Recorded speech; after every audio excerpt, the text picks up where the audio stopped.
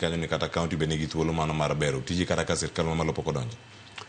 Tend county nitie giteko to Tend county nyaka ti machiegni gitelo mamalo. Nekech allocation mimiyo county okoromo. Nyaka jo county government bed jo kisera ma paro ni counties wa ang'wen mag Kaluo, county ma Homa Bay, Nyawang'aya osebedo ja kisera kendo machiegni gi sirkal.